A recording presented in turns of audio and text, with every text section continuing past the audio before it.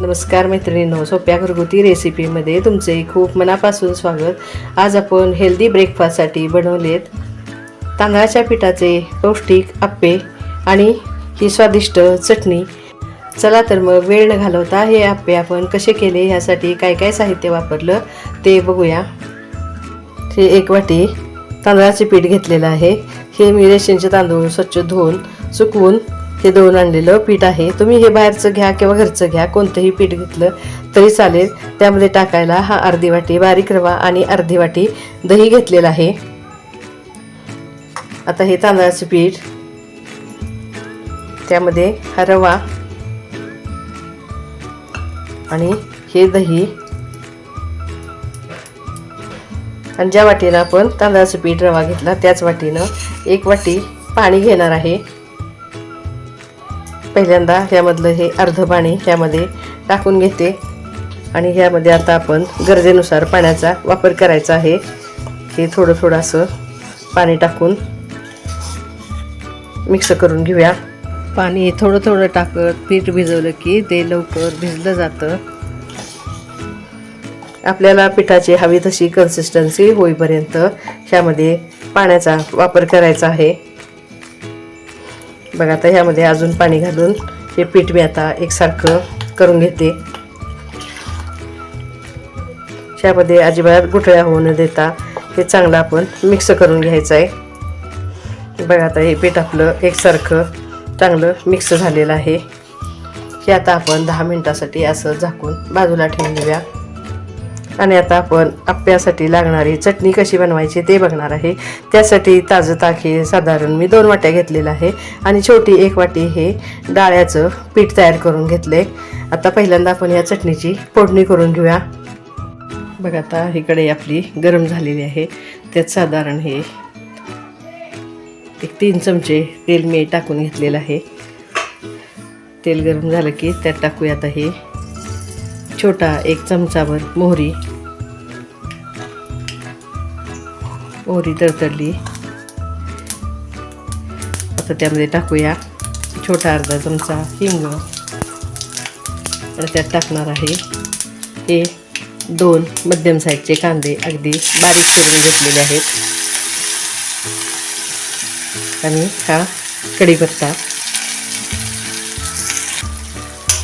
हा कांदा आपण चांगला भाजून घ्यायचा आहे।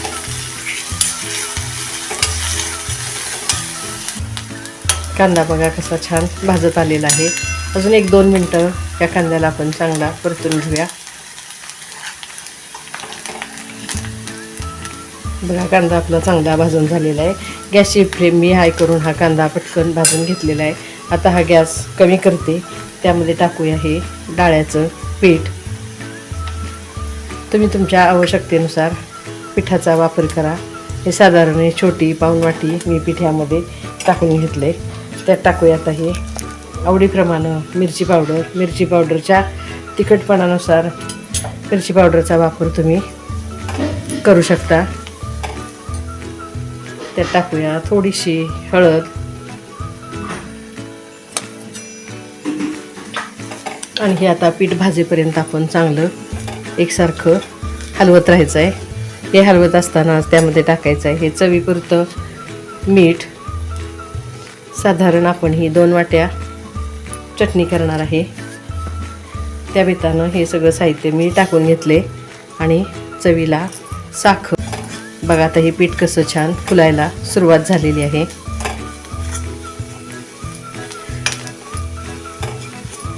पीठ हे चांगलं फुललं की हे भाजून झालं असं समजायचं।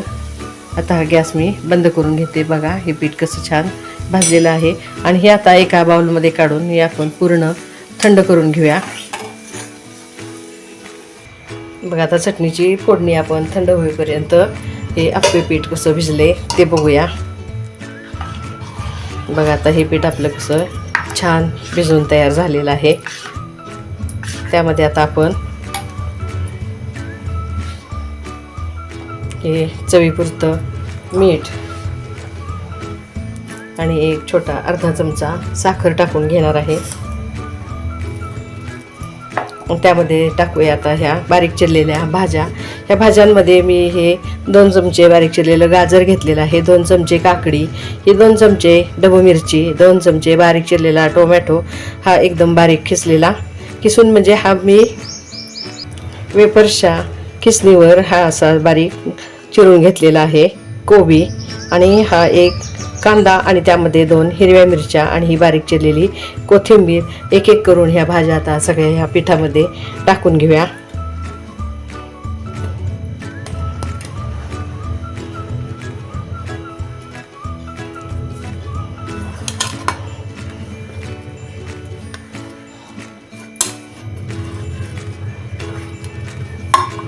आणि हे आता चांगलं मिक्स करूया.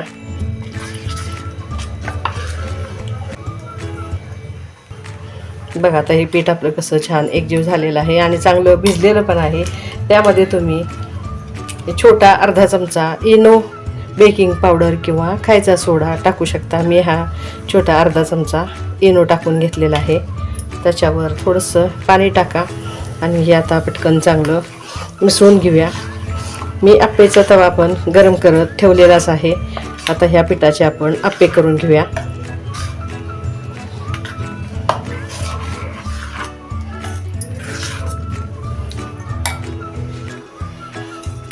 आता ह्या आप्पे पात्राला आपण तेल लावून घेऊया.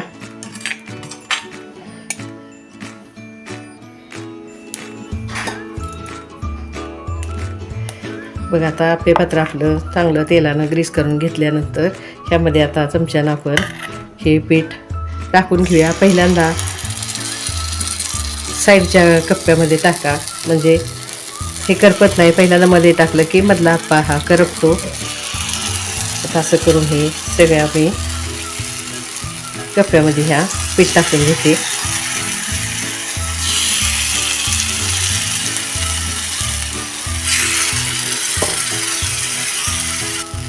आणि हे झाकून आपण चांगले वाफवून घेऊया. आप्पे वाफवून होईपर्यंत ही चटणी आपण मिक्स करून घ्यायची. या थंड झालेल्या फोडणीमध्ये हे आवश्यकतेनुसार हे ताजं आणि हे घट्ट ताक आपण ओतून घेऊया आणि ही चटणी आपण चांगली एकसारखी मिक्स करून घेऊया.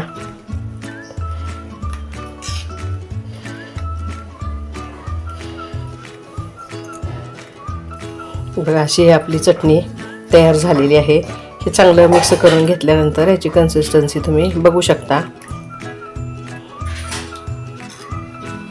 बघा मैत्रिणींनो, असे आपले पौष्टिक आप्पे तयार झाले आहेत. हेल्दी रेसिपीसाठी बनवलेले ही आप्पे तुम्हाला कसे वाटले मला नक्की कमेंट्समध्ये कळवा. रेसिपी आवडल्यास लाईक तर तुम्ही करताच, पण माझ्या चॅनेलला तुम्ही अजूनपर्यंत सबस्क्राईब केलं नसेल तर ते जरूर करा. पुन्हा पुन्हा भेटतच असतो अशा पौष्टिक रेसिपी घेऊन. घरचंच खा, निरोगी राहा. धन्यवाद.